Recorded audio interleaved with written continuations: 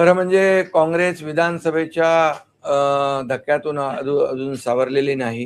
कारण आमच्या लाडक्या बहिणींनी जो काही धक्का दिलेला आहे, त्यांना अजून त्याच्यातून ते बाहेर आले नाहीत. पण आता आणखी मोठा एक धक्का पुण्यामध्ये त्यांना आबासाहेबांच्या माध्यमातून मिळालेला आहे. शेवटी धक्क्याचा विषय मी सांगत नाही. पण एक विकासाला चालना देणारा पक्ष, विकासाच्यासाठी पाठीशी उभा राहणारा पक्ष आणि म्हणून त्यांनी माझ्यावर विश्वास दाखवलेला आहे. मी नक्कीच त्यांचा विश्वास सार्थ करून दाखवेन. खरं म्हणजे जेव्हा लोक दुर्लक्षित होतात, जेव्हा त्यांच्याकडे लोकांचं दुर्लक्ष होतं, त्यावेळेस असं काहीतरी सनसनाटी बातम्या पसरवायच्या आणि मग ते ब्रेकिंग न्यूज होतील अशा प्रकारचं चर्चेमध्ये राहण्याचा हा केविलवाना प्रयत्न आहे.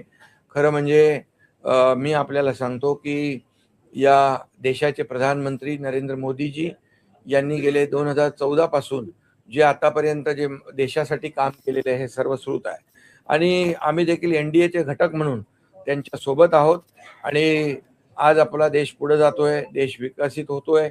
आज देशाचा आर्थिक महासत्तेकडे वाटचाल सुरू आहे. $5 ट्रिलियन ची इकॉनॉमी जी आहे ती अचीव करतोय आपण. 11व्या नंबरवर 5व्या नंबरवर आर्थिक व्यवस्था आली आहे. 4थ्यावरून 3ऱ्यावर नेण्याचा प्रयत्न. हा जो काही ही जी काही दुखी आहे जी आहे ही त्यांच्या वक्तव्यातून दिसते आणि एखाद्या लोकप्रियतेच्या उच्च शिखरावर आता मोदीजी फक्त देशात नाही तर जगभरामध्ये नंबर 1 चे पॉप्युलर लीडर आहेत आणि मग एखाद्या लोकप्रिय व्यक्तीच्या विरोधात आरोप प्रत्यारोप केले त्याची गंभीर दखल घेतली जाते. अशा प्रकारचा हा केविलवाना प्रयत्न आहे.